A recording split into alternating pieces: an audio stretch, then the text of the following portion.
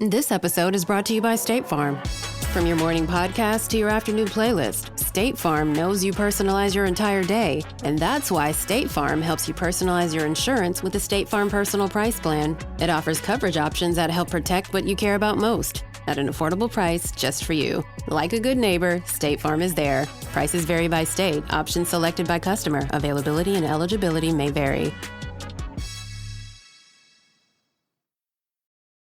This episode is brought to you by LifeLock. It's tax season, and we're all a bit tired of numbers. But here's one you need to hear. $16.5 billion.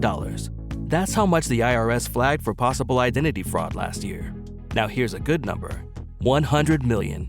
That's how many data points LifeLock monitors every second. If your identity is stolen, they'll fix it, guaranteed. Save up to 40% your first year at LifeLock.com/podcast. Terms apply.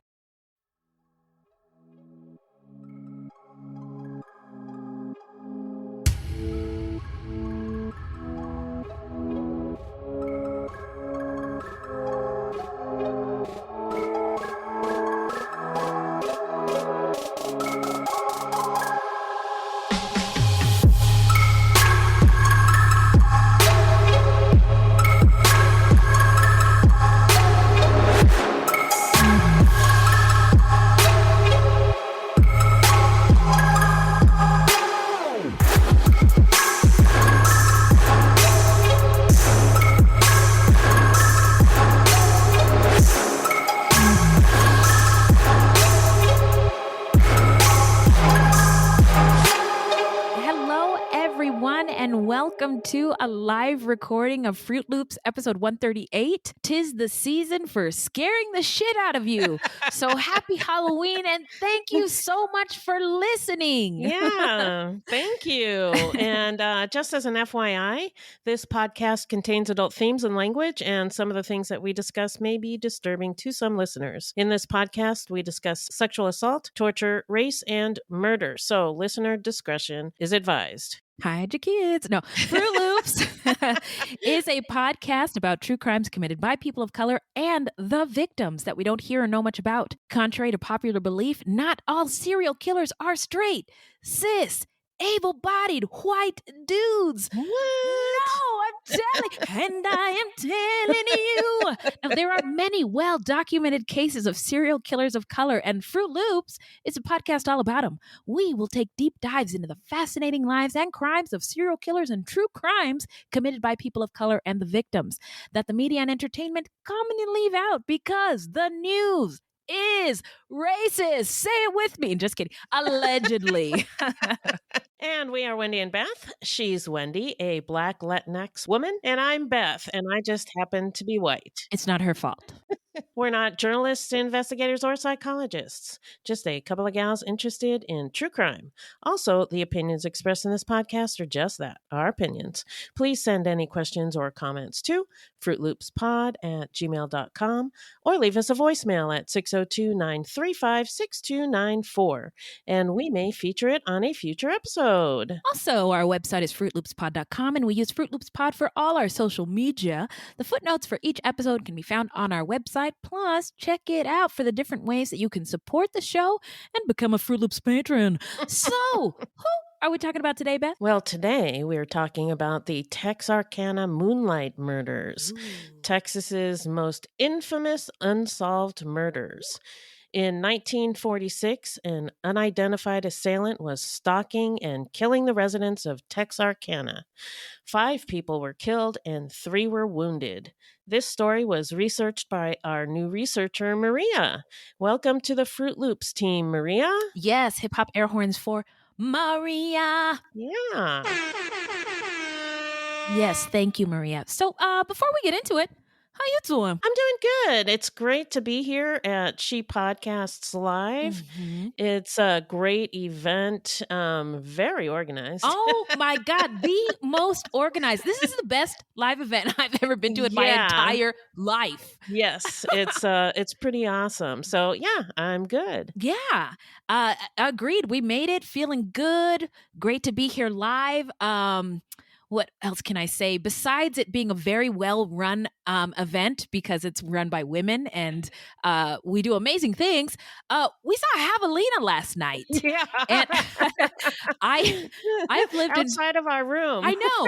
At first, I thought it was a goat. And Beth right away, because she's been here a long time, goes, oh, look at that cute little javelina. First of all, what I know is that javelinas are dangerous. And Beth, you were just over there like, oh, he's so cute. And I'm like just waiting for him to attack somebody, like waiting for blood and guts to be flying everywhere. And he eventually left and disappeared into the night. But it was pretty cool. Exciting. Yeah.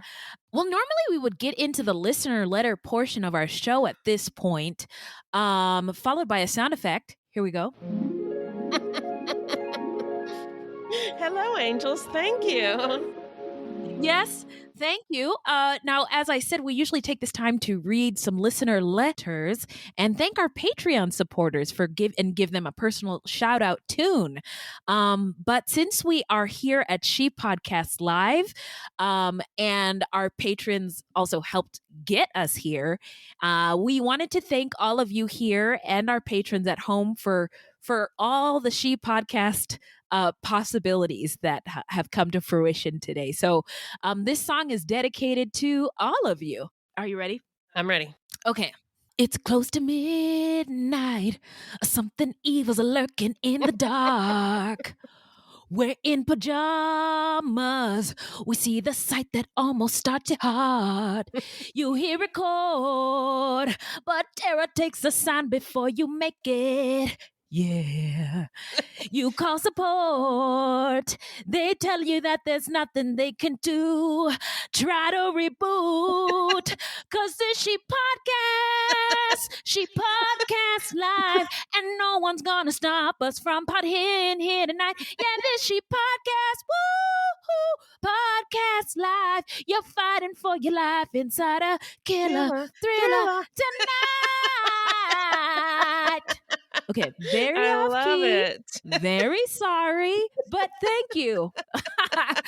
So, okay, back to it. Now, Beth, remind us who's our subject today after all that foolishness. Today we're talking about the Texarkana Moonlight Murders.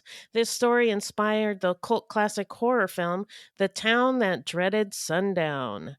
The tagline for the film was, quote, "In 1946, this man killed 5 people. Today, he still lurks the streets of Texarkana, Arkansas." Santa Maria. Oh my God. Well, all right, let's get into some stats. Okay. The Phantom Killer, a.k.a. the Moonlight Murderer, a.k.a. the Texarkana Murderer, a.k.a. the Texarkana Moonlight Murders, a.k.a. the Phantom Slayer case takes place in 1946 in, you guessed it, Texarkana, Texas. Can you believe it, girls? There were 8 victims and 5 murder victims, 3 survivors. The murder victims are, rest in power, y'all, Betty Jo Booker was 15, Paul Martin 16, Richard Griffin 29, Polly Ann Moore 17, and Virgil Starks 37. They were all killed by gunshot, and the survivors were Jimmy Hollis 25, Mary Jean LeRae 19, and Katie Starks 36. Now, the perpetrator was never identified or caught. His MO was to stalk and ambush the victims. He wore a white hood / pillowcase, who knows? It was a white cloth over his head with the eyes cut out.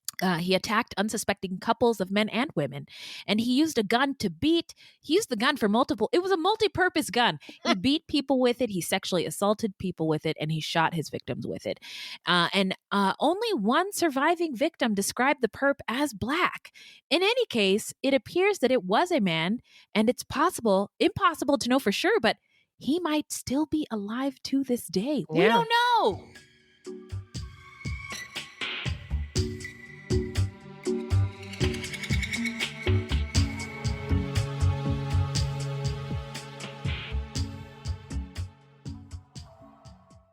The truth about the Haditha massacre has been covered up, but not anymore. I know you know what happened. They went into houses and killed women and children. What are you thinking? What a mess. U.S. Marines murdered innocent civilians in cold blood. And at the center of it all is 25-year-old Sergeant Frank Wuderick. And me. Murder in House 2. A new podcast from Crowd Network. Is the pressure of your wedding day being perfect from sunrise to sunset weighing on your mind? Planning a wedding is stressful. But guess what? We are here to help. On the Bridezilla podcast, we celebrate love and help you plan your wedding day. We're all about keeping it real and having fun every step of the way. So whether you're just starting to plan or counting down the days, we're here to help you stay cool, calm, and collected. We have expert tips and amazing guests like wedding dress designer Haley Page. Let's get this party started and embrace your inner Bridezilla. Listen to Bridezilla wherever you get podcasts or visit us at thebridezilla.com. So, Beth, now it's time for the setting. Take us there. The setting is Texarkana, which is located on Caddo Native American territory. The Caddo inhabited what we know today as East Texas, southern Arkansas, and Oklahoma. They lived in earthwork mounds and have a history dating back to 800 CE, aka AD. Wait a minute. What CE-AD? What? What do you mean? CE means common era. Oh, okay. Does that just take out the Christianity part of it? Yes. Okay. Now, as white settlers moved into the East to settle the area, enslaved people were also brought in, and Native Americans were pushed out.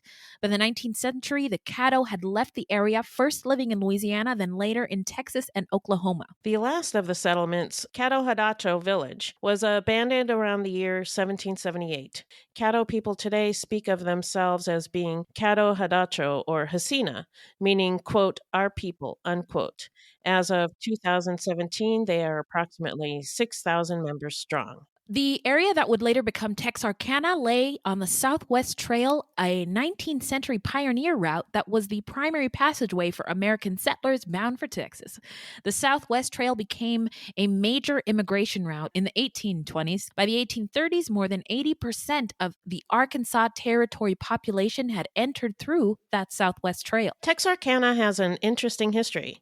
It was founded in 1873 at a railroad junction, and there are actually two Texarkanas. One half is in Texas and the other half is in Arkansas. The name is a portmanteau of Texas, Arkansas, and nearby Louisiana. Portmanteau means mix. Yes. Okay.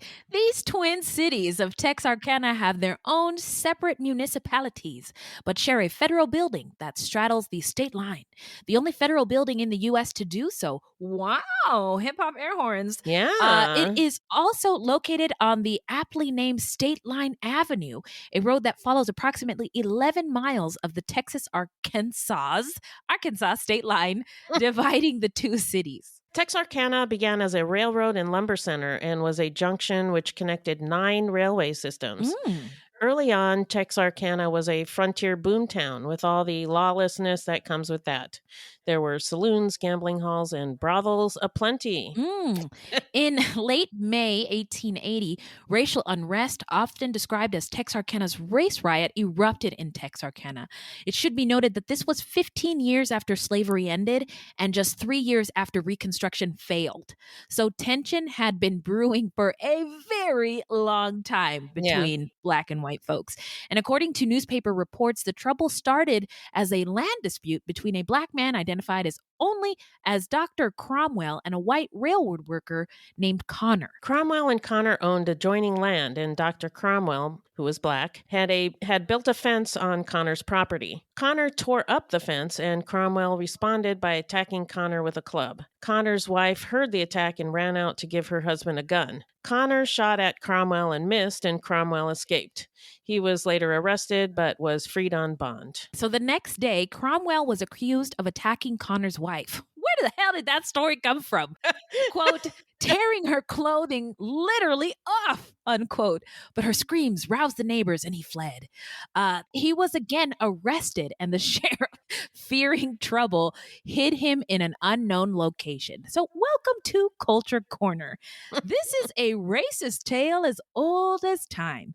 Now, the protection of white womanhood has been used as a means to justify violence and murder of Black lives throughout history. The story never has to be true, though, to result in a truly deadly and dangerous situation for any Black person in proximity to a white person who has the power to lynch them and believes the story. Yeah, I kind of think the story was probably bullshit. Agreed. Yeah. That night, between 30 and 60 white men, not knowing that Cromwell had been moved, descended on the jail intending to lynch him. Black men also descended on the jail in an attempt to defend him. As you might expect, this did not go well. Members of the white mob began shooting at any Black person that they encountered. No white men were injured, but it was reported that 5 Black people were wounded, with 3 expected to die. The next day, there was a rumor that a large number of Black men were coming to the town from the nearby countryside, and that they were threatening to burn down the Arkansas side of Texarkana. White residents armed themselves in preparation for the attack, but no attack materialized. So they're all just chilling there with their pitchforks. They're like, oh my God, oh my God, oh my God. Yeah. Oh, man. So the last lynching in Texarkana was in the early 1940s when a Black man accused of raping a white woman was dragged down the Broad Street and hanged.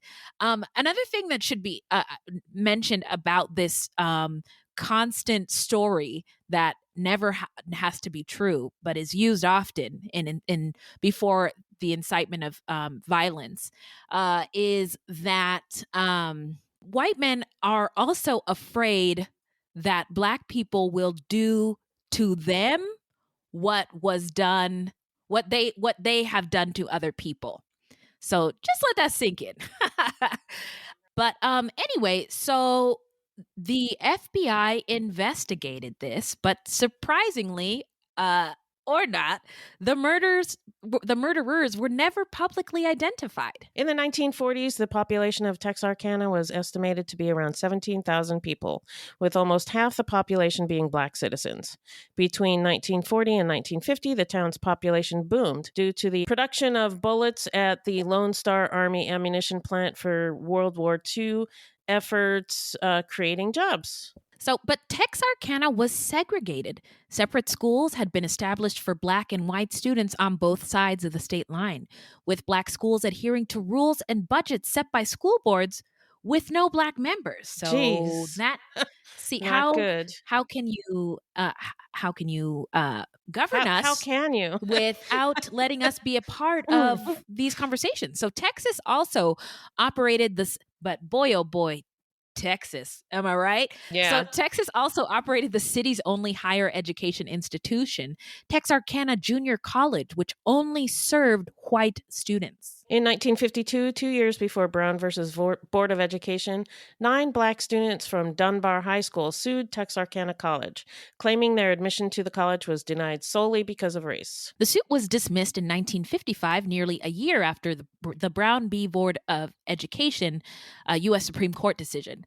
One of the arguments for dismissal was that Black schools did not produce students on par with the white schools, and therefore could not produce students fit for admittance to white colleges. But that's so messed up. It is, and it's in writing. It's black and white. People can go back and see and who said that. Yeah.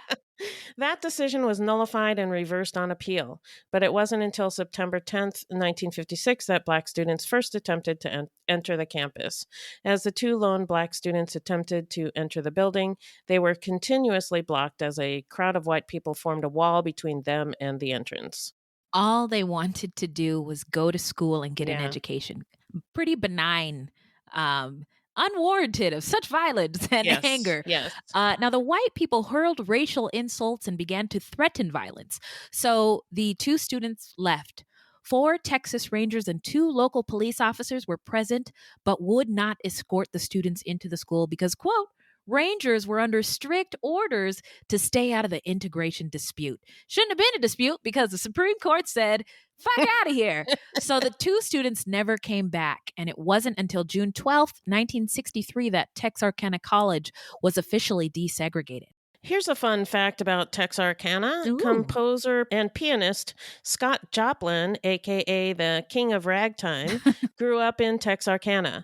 Among the popular ragtime compositions by Joplin are The Entertainer and The Maple Leaf Rag. No way! Yeah. Everybody knows The Entertainer, except I can't think of it right now. Yes! So in Texarkana, there is an annual showing of the 1976 movie based on the murders called The Town That Dreaded Sundown. There was also a 2014 remake of the same film. I saw it and I liked it. Highly fictionalized, the Phantom Killer in these films had a hook a la Candyman style, but was portrayed by Bud Davis, a white man. Now, welcome to Culture Corner with Wendy and Beth.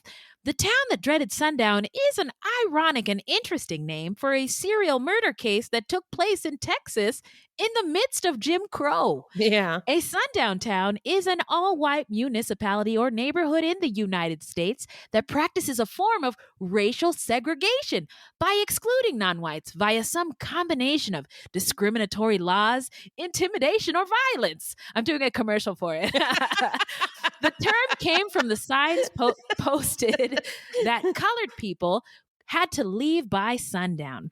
The practice was not restricted to the southern states, so we see you as at least until the early 1960s.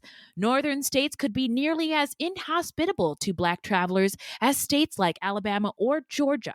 Now, we couldn't find any sources stating for sure that Texarkana was in fact a sundown town. We know that the population was historically 50% Black and white, but we can only speculate. However, Scottsdale, where we're sitting right now, was in fact a sundown town. We seen to you, Scottsdale. We seen to you.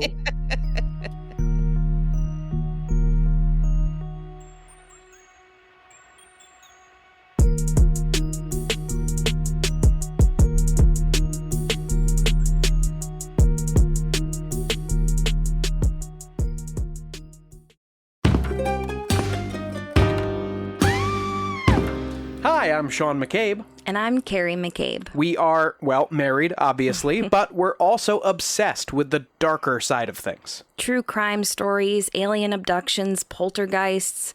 If it leaves you scratching your head and keeping those lights on at night, we want to hear about it. That's why we host the podcast, Ain't It Scary, with Sean and Carrie. Every week, we bring our listeners a true story guaranteed to send chills down your spine. From history's most brutal serial killers to the mystery of spontaneous human combustion. Yep, lots of these stories leave unanswered questions behind, and you'll get to poke through the rubble of the evidence with a hardened skeptic and someone whose mind is more open to fun. Yeah, that's what I was gonna say. You can find Ain't It Scary with Sean and Carrie wherever you get your podcasts, and on social media at Ain't It Scary. Come play with us. Hey, podcast listeners, I'm Paul Brandis introducing my podcast, Countdown to Dallas. It's a fascinating, in-depth look at the seemingly unconnected events that led to the assassination of President John F. Kennedy. It's based on my book of the same title. In that book and in this podcast, I go all the way back to 1939, when Lee Harvey Oswald was born into a troubled and dysfunctional family. I'll follow his transient and often violent teenage years and young adulthood, painting a fuller picture of the man who would later become Kennedy's killer. I also take a look at events unfolding in that era, like Cuba and Vietnam, and I'll unpack the conspiracy theories too, not one of which has ever been conclusively proven. Subscribe to Countdown to Dallas at evergreenpodcasts.com or your favorite listening app, October 31st. So now we're going to get into the alleged Texarkana Moonlight Murderers' early life. What do you got, Beth? Anything? Well, normally, as you said, we would discuss the killer's early life and what may have led him or her to commit the crimes. But the killer in this case is unknown. There were some suspects, however, and we'll get into them later. All right, timeline time. Hit it, Beth. The year was 1946. Jimmy Hollis, who was 25, and Mary Jean Larry, 19, had begun dating early in the year. And on February 22nd, they went on a double date with Jimmy's brother Bob and his girlfriend. I didn't realize that it's Valentine's time. Oh, yeah, it is. Valentine's Day time. Whatever. Yeah. It's a season of love. Yes. After dinner and a movie, the couple dropped Bob and his date off at their respective homes and then drove to an isolated, secluded road to park. They got there at about 11:45 p.m. and were at the spot for about 10 minutes when Jimmy got out of the car to look at the stars. Suddenly, a man shined a flashlight in his face. Jimmy could not see the man because of the light, and he was at first very confused, thinking that this was some kind of a prank. When he realized that the man had a pistol pointed at him, it dawned on him that this was no joke. The man said, quote, "I don't want to kill you, fellow, so do what I say," unquote. He then told Jimmy to take off his pants. Although still confused, Jimmy did as he was told, but the man pistol whipped him anyway. He hit Jimmy in the head so hard and the resulting sound was so loud that initially Mary Jean thought he'd been shot. But the sound was of Jimmy's skull being fractured. Mary had by that time gotten out of the car, retrieved Jimmy's wallet from his pants, and offered it to the man, indicating that there was no money. The man said he didn't believe her and demanded her purse. Mary told him that she had no purse. The man said he didn't believe her. So many lies. And also hit her, either with the gun or the flashlight. She fell to the ground, but was able to get up. The man then ordered Mary to run. She ran in one direction, but the man then demanded that she run in a different direction. So she did. He then caught up with her and tackled her to the ground. Then he asked her why she ran. Yeah, if it wasn't such a terrible real thing, you would think this was a movie, a scene out of a movie. This is ridiculous. Yeah. So the masked man proceeded to sexually assault her with the barrel of a gun. But after a few seconds, he apparently was startled by some passing headlights and he fled. Mary Jean got up and ran to a nearby home, pleading with the occupants to call the police. Meanwhile, Jimmy managed to get up and flag down a car. The occupants of the car would not allow Jimmy to get in, but said that they would find a phone and call an ambulance. But because Mary had already gotten help, an ambulance arrived shortly after Jimmy had flagged down the car. Jimmy spent 12 days in the hospital, and he and Mary Jean lived to give their accounts to the police. Mary Jean told police that her attacker was a light-skinned black man with a white bag over his head, something like a pillowcase with holes cut out for eyes. When Jimmy regained consciousness after about a week in a coma, and he was well enough to speak to police, he told police that he believed the attacker had been a white man, about 30 years old. But he admitted that he only had a vague recollection of events. I was going to mention this only just popped into my head, that sometimes black people who are light-skinned pass for white. Yeah. But to the untrained eye, look white. Yeah. For example, I think Meghan Markle, is a good example for somebody who passes. Not everybody realized that she was black. I don't think I did realize that she was black until later. Yeah. See, to the untrained eye, her edges give her away every time. I'm just saying. Now, because the accounts varied and with the strange addition of the white bag with eye holes, police were suspicious of the couple and thought that perhaps they actually knew the man and were keeping it a secret. But after investigating and finding no viable suspects, police and the public gravitated toward Mary Jean's account at the time. Of course they did. Just about a month later, Richard Griffin, 29, and Pollyann Moore, 17, who had been dating for about 6 weeks, spent the evening of March 23rd at a cafe having dinner with Richard's sister and her boyfriend. Richard was a World War II veteran and a carpenter. Polly had just graduated from high school the year before and was living in a boarding house. The age difference these days, he was 29, she was 17, would definitely be an issue, but back in 1946, this was not unusual. Now, the next morning, On March 24th, 1946, at about 8:30 a.m., a motorist was driving on Ridge Road, known as a lover's lane, and noticed Richard's 1941 Oldsmobile parked on the side of the road. He stopped and looked inside the car and saw two people inside. At first, he thought they were sleeping, and then he realized that something wasn't right. The man inside the car was kneeling between the front seats, and the woman in the back was face down. There was also blood. The motorist called it into the police. When police arrived, they soon realized that the couple had each been shot in the back of the head, execution style. It was Richard and Polly. Richard was later identified by the vehicle, and Polly was identified by a class ring she wore engraved with her initials. Richard's pockets had been turned inside out, and he'd actually been shot twice. Polly Ann had been shot once, and she'd been sexually assaulted. Blood was found inside the car, but also outside the car, congealed on a patch of grass. I love the word congealed. Anyway, a 32 shell casing, possibly from a Colt pistol, was also found on the scene. Police believe the couple was shot outside of the vehicle and then placed back into the vehicle post-mortem. Footprints were found near the crime scene, presumed to be the killers, but frustratingly, the footprints were washed away that night by a rainstorm. Police offered a $500 reward for the killer, but all that did was lead to 100 plus false leads. 3 suspects were brought in for having bloody clothing, but all 3 were cleared. Public panic began to set in, and people began patrolling lovers' lanes. Yeah, I one source said police were doing it, those Texas Rangers, as well as vigilantes. Yes. Which, that's enough to keep me very far away from any area. So the following month, on April 12th, 1946, Betty Jo Booker, 15, performed on her saxophone with the band The Rhythmaires at the Veterans Hall. Beatty had plans after the gig to meet up with Paul Martin, who was 16, a friend since kindergarten. Paul had relocated to another town with his family, but was spending the weekend in Texarkana hanging out with friends. Betty Jo was last seen getting into Paul's car around 1:30 a.m. on April 13th. Neither made it home. Paul's body was found about 6:30 a.m. along a rural road, having been shot multiple times. Betty was nowhere to be found. A search party was put together, and Betty's body was eventually found behind a tree around 11:30 a.m., about 2 miles away from where Paul had been found. She had been raped and shot twice. Paul's 1946 Club Coupe, with the keys still in the ignition, was found nearly 3 miles away. Both had been shot with a .32 caliber gun, presumably a Colt, as was allegedly used in the first attack, but was also a very common gun at the time.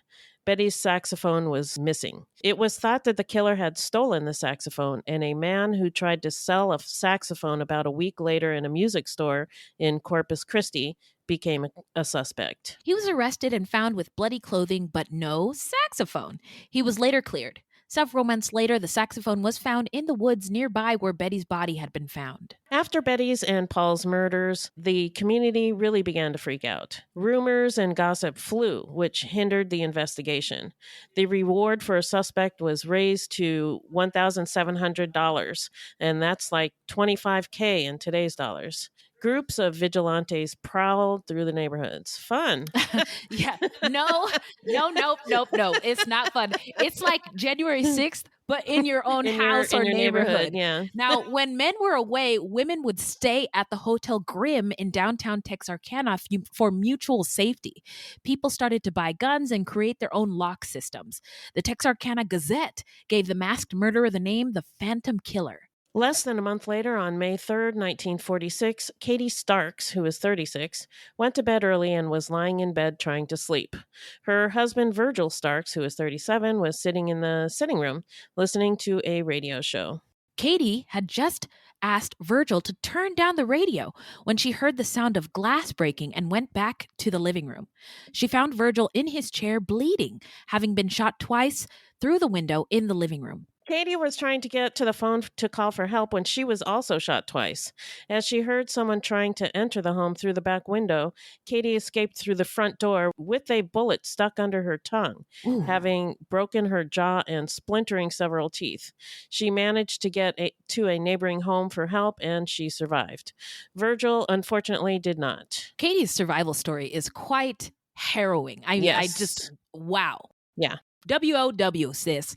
Now, over 30 police officers were shortly on the scene, setting up a blockade and questioning everyone in the vicinity. Bloodhounds tracked a scent going from the house to the highway, and it was thought that this was where the shooter had parked their car and then made their escape. Bloodhounds, I feel a culture corner coming on about dogs. Say what?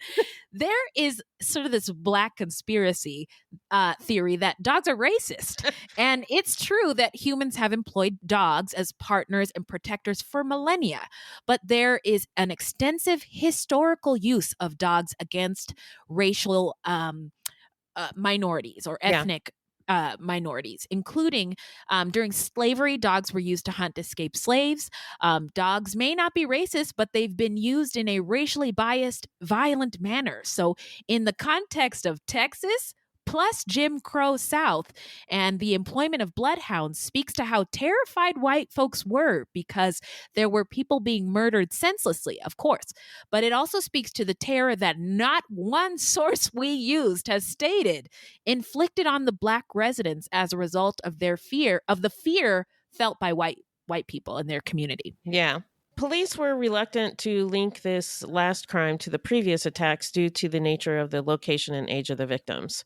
Also, the weapon was a .22 caliber, unlike the weapon the Phantom Killer had used, which was a .32 caliber. However, police still investigated this crime as if it was related to the others, and it has been linked to the story ever since. Following the murder of Virgil Stark, state-of-the-art police equipment was shipped in from Austin, Texas, the big city, including a mobile radio station which allowed police to communicate via two-way radios, which was revolutionary at the time. Wow. So, yes, would you believe it? Now we're going to get into the investigation. What's next, Beth? In the wake of the murders and no actual suspects, the Texas Rangers became involved in investigating the murders. The Texas Rangers and local vigilantes patrolled lovers' lanes. Some sat in cars as decoys, trying to lure in the killer, with others sitting in the bushes nearby, ready to pounce. Another culture corner coming on. Shimmying into culture corner. So the Texas Rangers have a very racist and very xenophobic past. Not only do dogs have a racist history against Black people in the United States, the Texas Ranger have a messy past, to say the least. That includes murder, terror, particularly in Texas. The link between racial violence and Texas law enforcement goes all the way back to the state's original police force. That's right, the Texas Rangers. They were once the most celebrated state law enforcement agency in U.S. history. But that's because history has been whitewashed and told by only some people. They were established in 1835. Popular mythology has long cast the Texas Rangers as the law and order good guys of the Old West, dealing out tough but much needed frontier justice. And, there's shows like The Lone Ranger, never saw it, but The Lone Ranger was actually Black, by the way. Anyway, next, Walker, Texas Ranger, and novels like Lonesome Dove, never heard of it, reinforced the Rangers' heroic brand, masking the agency's troubling and notoriously violent history. Not only did Rangers engage in the suppression of indigenous people like the Comanche, the recapture of enslaved Black people, and the raiding of Mexican communities. And they did all of this with overwhelming unnecessary force, earning them a reputation as a ruthless gang of fighters whose methods blurred the line between law and lawlessness. So there you have it, folks. There you go. Okay, so Texarkana residents were on edge, and reports to police of prowlers in the area rose. The Texarkana rumor mill began churning out stories. A man who left town for a short time was alleged to be the killer, who had been captured and kept in secret by the Texas Rangers. Although I wouldn't put it past them, this one is a stretch. But this rumor was dashed when, the man came home. Different residents that people found odd were rumored to be the killer. And the gossiping got so out of control that the local paper published an article telling folks that they would be told when the killer was identified. So basically, knock that shit off. Get that shit out of here like it's basketball. So police did not help matters much when they told Texarkana residents to oil up their guns and keep them handy.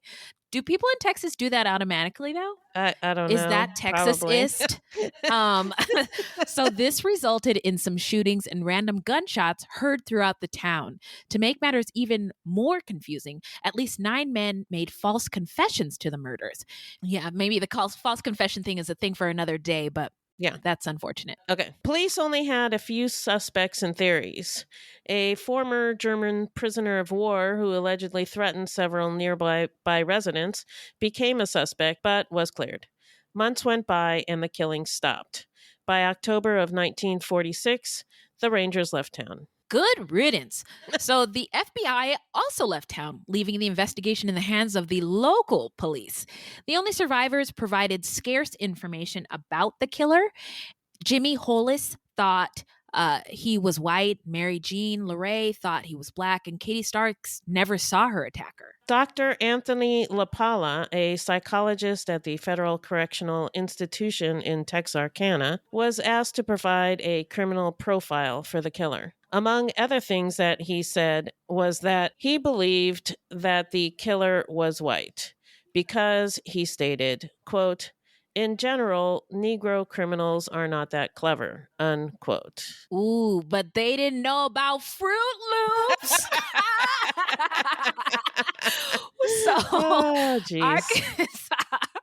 Arkansas State Police troopers noted that cars had been stolen on the nights of each of the attacks.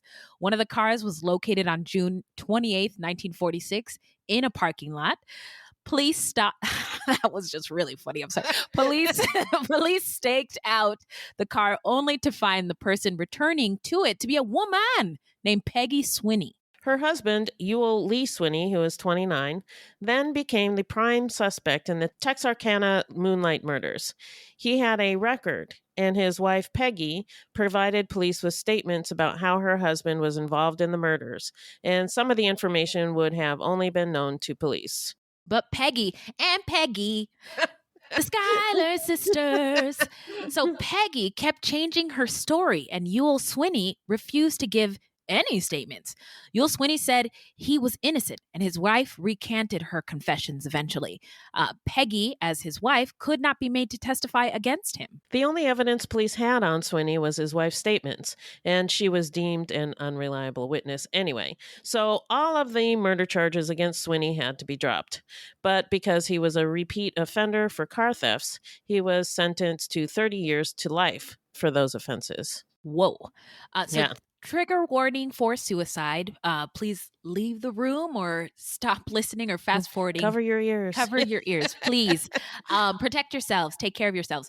On November 5th, 1948, 2 years after the murders, Henry Booker, a.k.a. Duty Tennyson, a young man of college age, committed suicide using cyanide and mercury. He left a suicide note that read, quote, "Why did I take my own life? Well, when you committed 2 double murders, you would too. Yes, I did kill Betty Jo Booker and Paul Martin in the city park that night and killed Mr. Stark and tried to get Mrs. Stark," unquote. Over time, though, police began to doubt the claims in the note. They found other notes that made fanciful claims, and friends and family told police that he liked to tell stories. A friend told police that on the night that Virgil Starks was murdered, they had actually been at home playing games, so he couldn't have been there. So, according to his uncle, a forensic psychiatrist named Dr. John Tennyson, Duty had connections to all of the victims. Duty was allegedly an usher at a theater where he saw some of the couples and allegedly in the same band as Betty Jo. Also, one of his friends lived with the sister of Katie Starks, but all of this was alleged by Dr. Tennyson and nothing could be confirmed. In January of 1949, a 26-year-old black man, whose name we don't know, was arrested for the violent double murder of a black couple. The female had been sexually assaulted. The man had worked for Virgil Starks, who, as you know, is one of the victims, and he lived on the property, on Virgil Starks' property, when the crime was committed.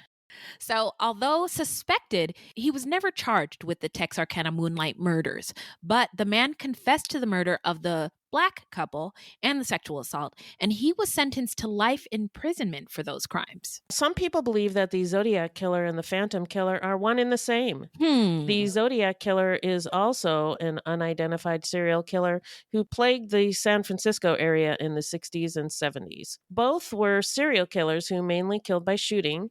They both attacked couples in secluded places, and on at least one occasion, the Zodiac Killer wore a hood.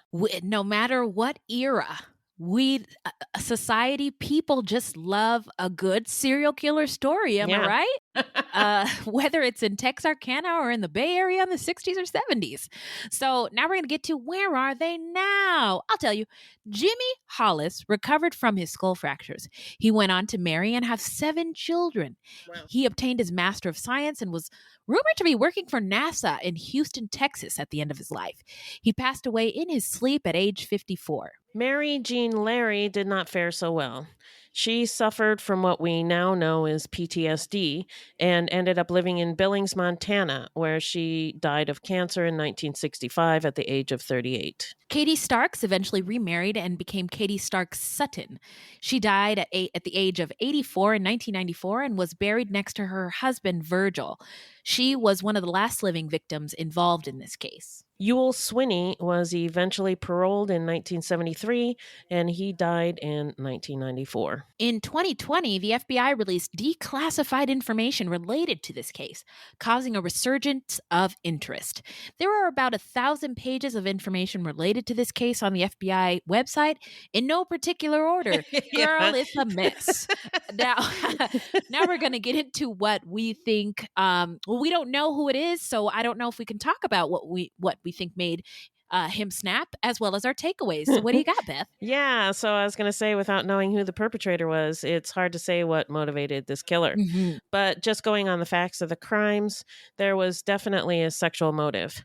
He may have been resentful of couples.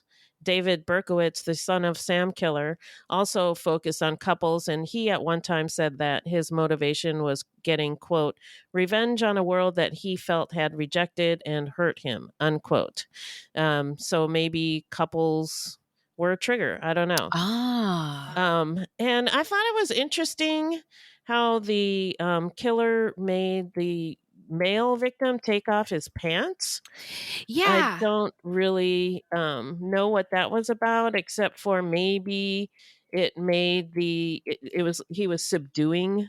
Yeah, that was my thought. A way victim. a way to subdue the male. Kind of like what's that guy? The Golden State Killer who would put plates on the husbands? Yeah. He'd have him lay down and put plates on him and say if he heard the plates move, he would kill him. Yeah. I mean, think about in any other setting, if your pants are off when you are not terrified, no big deal. Take my pants off. Right. Come at me, bro. But if you're terrified and your pants are off, like I'm thinking, I don't even know if I would know what the next move would be other than to try to survive. Yeah. It's like a weird, switch. Pants off, survival instincts, reptilian brain is all that's working right now. So anyway, that's my thought. I agree with you is what I'm saying. And then I don't know if the Starks attack was related or not, but it is odd that it was another couple that was attacked. Yeah, definitely. So what are your thoughts? Well, I can imagine that this was a terrifying time to be alive. Not only was it during Jim Crow, I don't want to go there, in the Deep South, but there was an unknown killer targeting white folks. So everyone was terrified, but not necessarily for the same reasons. The first 2 survivors differed on whether the perpetrator was white or black, but just that sprinkle of a detail. What did they run with? He may have been black, and that was enough to fuck things up as far as the safety of the black community in Texarkana was concerned. First of all, there were a lot of lynchings in Texas. From this time period, there were hundreds that were reported. So that means there were lots that were not reported during this decade. And it didn't take much for a lynching to go down. Just the thought in the imagination of a white person could be deadly for a Black person. And this case is like a casserole of horror. The Lover's Lane, the unsolved murders, the fact that the person seemed to stalk the victims and terrorize them before their death, making them take their pants off, the terror of the white community, the terror of the Black community. This is still a mystery to this day, almost making it like legendary. Yeah. So where are the folks at Netflix or HBO? I'm manifesting this right now this is how it's going to go. From the folks that brought you Watchmen and Lovecraft Country, Moonlight in Texarkana. Also, just in a thought I had was, this was a serial killer at the time, but at the time, this term serial killer didn't exist in the American vernacular.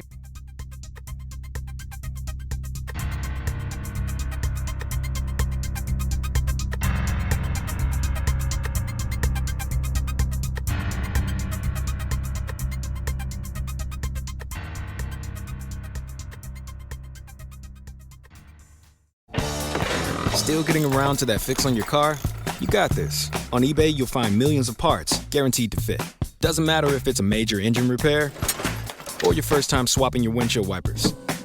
eBay has that part you need, ready to click perfectly into place for changes big and small. Loud or quiet, find all the parts you need at prices you'll love. Guaranteed to fit every time. But you already know that. eBay. Things, people, love. Eligible items only. Exclusions apply. That's it for the story. Now we're going to talk about how not to get murdered. So, if you love true crime and you don't want to die, here's a tip for you. This segment is not intended to be victim blaming. We thought of this segment because I read somewhere that a lot of people listen to true crime because they want to know what they can do to be safer.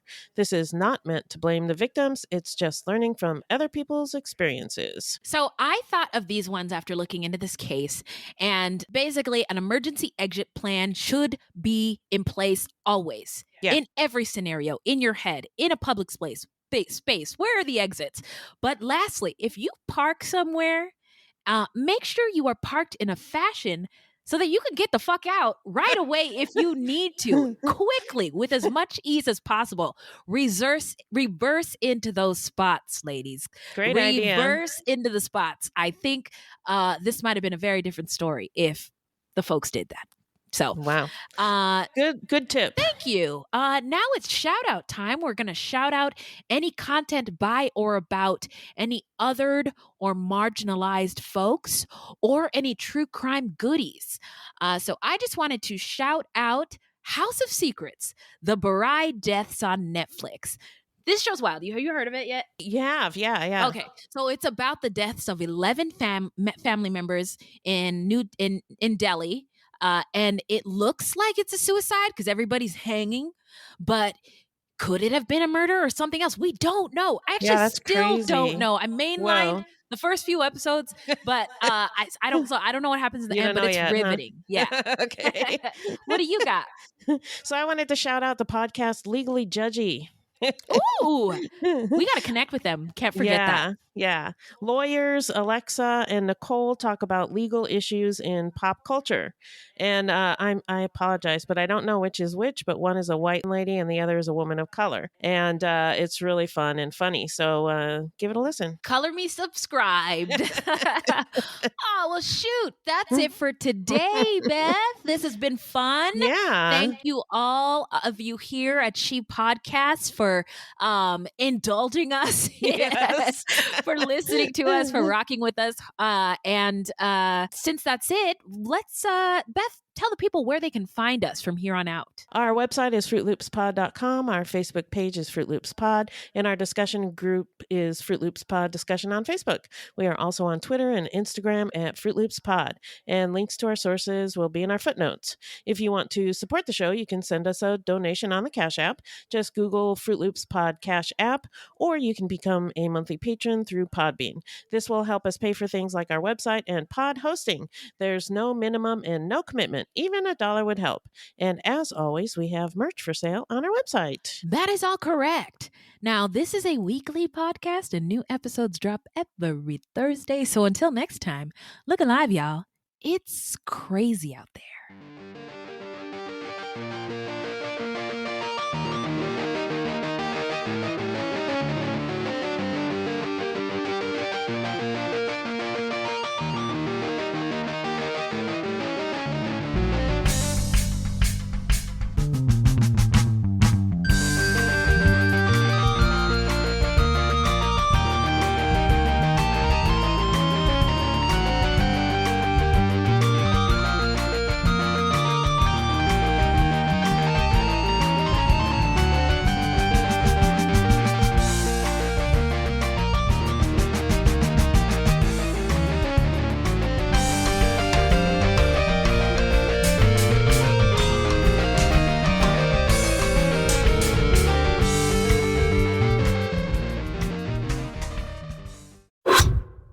So when the scammer uses the hypnotic method of building rapport, then they create dysfunctional, delusional reality. That's how a scam begins. Convincing the mark that it makes perfect sense to hand over their money to a con artist. The Scams and Cons podcast tells you how scams are run. You'll hear how people are convinced to buy fake art, buy machines that print money, or steal your house. I get a phone call from my wife, and she let me know that they had decided to move all our stuff out. I could no longer do anything about it except go through an eviction. And you'll hear it from the experts, people who run the cons. So we go to your bank, you go in and get $6,000 cash, give us each $3,000, we give you this. You go home, and what you find out is cut up newspaper. It's fun to know how the trick is done, and that's what Scams and Cons is all about. Listen at scamsandcons.com or wherever fine podcasts are found.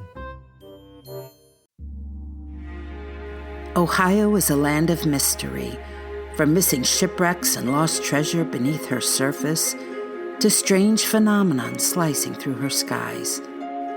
From myths that have evolved around historic events and people to the unsolved murders and disappearances that keep her communities wondering what happened. Find Ohio Mysteries on your favorite podcast app, and let's explore the inexplicable. OhioMysteries.com.